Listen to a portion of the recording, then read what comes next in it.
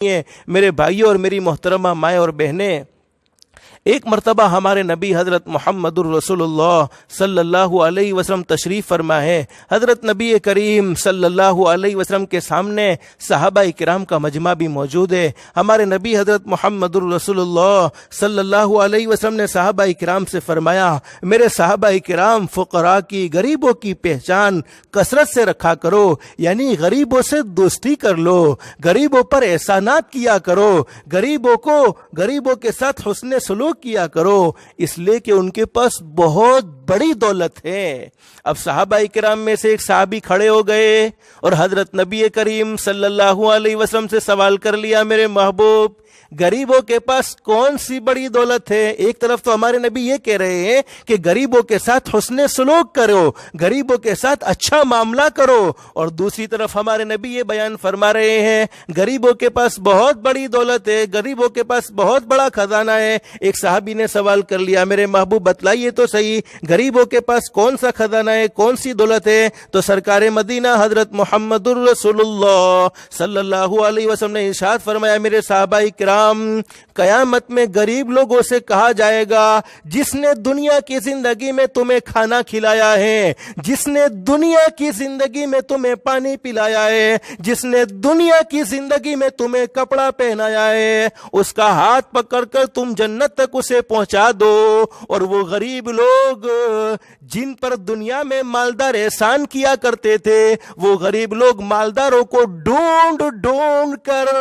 ہاتھ پکڑ کر جنت میں پہنچائیں گے۔ اللہ ہم سب کو بھی جنت الفردوس کا داخلہ نصیب فرمائے۔ ایک حدیث میں ہمارے نبی نے فرمایا،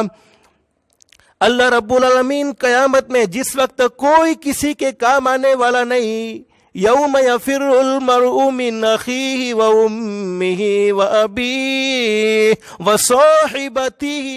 و بنیہ، اللہ فرماتے قرآن کریم میں قیامت میں کوئی کسی کے کام نہیں آئے گا، کوئی کسی کا ساتھ نہیں دے گا۔ دنیا کی زندگی دیکھ لو، دنیا میں کوئی کسی کا سہارا بننے کو تیار نہیں، تو قیامت میں کون کام آ سکتا ہے؟ لیکن ہمارے نبی نے کیا فرمایا، اللہ رب العالمین قیامت میں غریبوں سے اس طرح معافی مانگیں گے جس طرح آدمی سے معافی مانگتا ہے۔ اللہ پاک غریبوں سے فرمائیں گے، او میرے غریب بندو، میری عزت اور جلال کی قسم، میں نے تمہیں دنیا میں اس لیے غریب نہیں رکھا کہ تم میرے نزدیک ذلیل تھے۔ ہم تو غریبوں کو ذلیل سمجھتے ہیں، ہم تو غریبوں کو گھٹیا سمجھتے ہیں، لیکن حدیث پاک میں ہمارے نبی نے فرمایا، اللہ پاک قیامت میں غریبوں سے معافی مانگیں گے اور غریبوں سے کہیں گے، او میرے غریب بندو، او میرے غریب بندو، میں نے تمہیں دنیا میں اس لیے غریب نہیں رکھا، میں نے تمہیں دنیا میں اس لیے غریب نہیں رکھا کہ تم میرے نزدیک ذلیل تھے، بلکہ میں نے تمہیں دنیا میں غریب اس لیے رکھا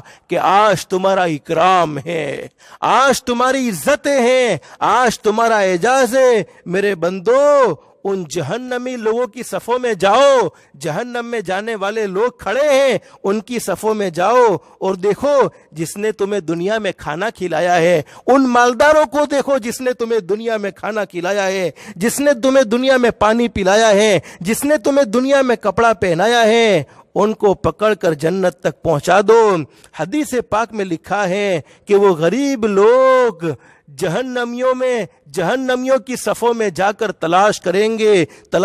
گے اور دوسرے لوگ منہ تک پسینوں میں ڈوبے ہوئے ہوں گے، اور وہ غریب لوگ مالداروں کا ہاتھ پکڑ کر جنت تک پہنچائیں گے۔ ایک حدیث میں فرمایا نبی کریم صلی اللہ علیہ وسلم نے، قیامت کے دن ایک اعلان کرنے والا اعلان کرے گا، میرے محبوب کی امت کے غریب کہاں ہیں؟ میرے محبوب کی امت کے غریبوں،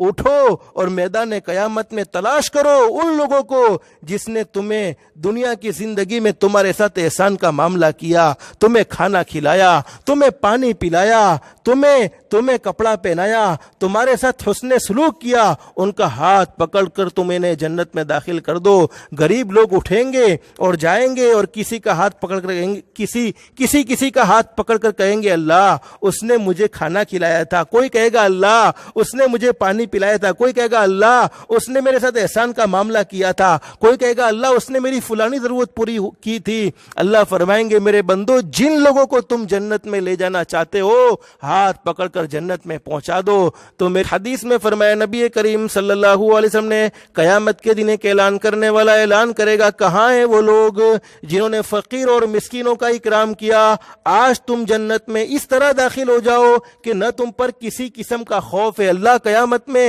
اعلان کروائیں گے، اعلان کرنے والا اعلان کرے گا، غریبوں کی مدد کرنے والے، مسکینوں کی مدد کرنے والے جنت میں اس طرح داخل ہو جاوے، نہ تم پر کسی قسم کا خوف ہے نہ تم غمگین۔ اور ایک اعلان کرنے والا اعلان کرے گا، کہاں ہیں وہ لوگ جنہوں نے بیمار، فقیر اور غریبوں کی عیادت کی، یعنی ان کی دیکھ بھال کی؟ آج وہ نور کی ممبر پر بیٹھ جائے، اللہ رب العالمین ان سے باتیں کرنا چاہتے ہیں، اللہ رب العالمین ان سے باتیں کرے گا اور دوسرے لوگ حساب کی سختی میں مبتلا ہوں گے۔ حدیث میں فرمایا نبی کریم صلی اللہ علیہ وسلم نے، اللہ کے نزدیک سب اعمال سے زیادہ محبوب کسی مسلمان کو خوش کرنا ہے، یا اس پر سے غم کا ہٹانا، یا اس کا قرض ادا کر دینا ہے، یا بھوک کی حالت میں اس کو کھانا کھلا دینا ہے، یعنی یہ سب اعمال اللہ کے نزدیک پسندیدہ ہے، اس میں سے جو بھی ہو سکے اس عمل کو کرتے رہنا ہے۔ حدیث میں فرمایا نبی کریم صلی اللہ علیہ وسلم نے، جو شخص اپنے کسی مسلمان بھائی کی دنیاوی ضرورتوں کو پوری کرتا ہے، اللہ رب العالمین اس کی 72 یعنی 72 ضرورتیں پوری فرماتے ہیں، جن میں سب سے ہلکی اور چھوٹی ضرورت یہ ہے کہ اللہ اس کے گناہ کو معاف فرما دیتے ہیں۔ اس لیے جنت کمانے کا موقع ہے، غریبوں کی ہر وقت فکر کیا کرو۔ کوئی ہمارا رشتہ دار ہے تو اس کی بھی فکر کرو، ہمارا پڑوسی ہے اس کی بھی فکر کرو۔ اور میرے پیارو، مومن کے دل خوش کرنے پر اللہ رب العالمین کی طرف سے انعام کیا ملتا ہے؟ ایک حدیث میں فرمایا نبی کریم صلی اللہ علیہ وسلم نے، جو کسی مسلمان کے دل کو خوش کرتا ہے، جو کسی مومن کے دل کو خوش کرتا ہے، دل کو خوش کرنے کی برکت سے اللہ رب العالمین ایک فرشتے کو پیدا فرماتے ہیں، چاہے کھانا کھلا کر دل خوش کر دیا، چاہے حسن سلوک کر کے دل خوش کر دیا، چاہے اچھا بول بول کے دل کو خوش کر دیا۔ حدیث پاک میں لکھا ہے کہ جو کسی مومن کے دل کو خوش کرتا ہے، خوش کرنے کی برکت سے اللہ رب العالمین ایک فرشتہ پیدا فرماتے ہیں، اور وہ فرشتہ قیامت تک اللہ کی تعریف کرتا رہے گا، اللہ کی عبادت کرتا رہے گا، اللہ کی حمد و ثنا کرتا رہے گا، اور اس تعریف کا ثواب دل خوش کرنے والے بندے کو بھی ملے گا۔ ایک حدیث میں علماء نے بڑی زبردست بات بیان فرمائی ہے، لوگوں کا دل خوش کرنے پر اللہ بہت خوش ہوتے ہیں، اور اللہ فرماتے میرے بندے تو نے میری مخلوق کے دل کو خوش کیا ہے، میں بھی تجھے خوش کرنے والا ہوں۔ اور علماء فرماتے کہ جب آدمی دنیا سے جائے گا، قبر کے حوالے ہوگا، جانا تو ہر کسی کو ہے، اور قبر آخرت کی منزلوں میں سب سے پہلی منزل ہے، اور اس منزل میں آسانی سے پار ہو گئے تو بات کی منزل آسان ہیں۔ اور ہمارے نبی حضرت محمد رسول اللہ صلی اللہ علیہ وسلم نے ارشاد فرمایا، قبر جنت کے باغوں میں کا ایک باغ بھی ہے اور جہنم کے گھڑوں میں کا ایک گھڑا بھی ہے۔ علماء فرماتے کہ قبر میں جب آدمی جائے گا اور دنیا سے رخصت ہو کر قبر کے حوالے کیا جائے گا، تو وہ قبر میں ایک نور والا خوبصورت، جس کے پاس سے خوشبو آ رہی ہوگی، جس نے اچھا لباس پہنا ہوگا، وہ اس کے سامنے ظاہر ہوگا، اور وہ اس سے مرنے والا جو مردہ قبر میں رکھا گیا ہے وہ بھی اس سے خوش ہو جائے گا، اس کو اس سے بھی انسیت ہو جائے گی۔ تو وہ سوال کرے گا، اللہ کے بندے تو کون ہے؟ تو میری قبر میں کیسے آ گیا؟ اتنا خوبصورت، مجھے تجھ سے محبت ہو گئی، تیرے پاس سے خوشبوئیں آ رہی ہیں، تو اچھے کپڑے پہن کر آیا، تو ہے کون؟ تو وہ کہے گا، اللہ کے بندے تو نے دنیا میں فلانے وقت میں فلانے کا دل خوش کیا تھا، اس وقت اللہ نے مجھے پیدا کیا تھا، آج میں قبر میں تیری ڈر کو ختم کروں گا اور تجھے کمپنی دوں گا، انسیت پیدا ہوگی، تجھے وحشت نہیں ہونے دوں گا۔ تو میرے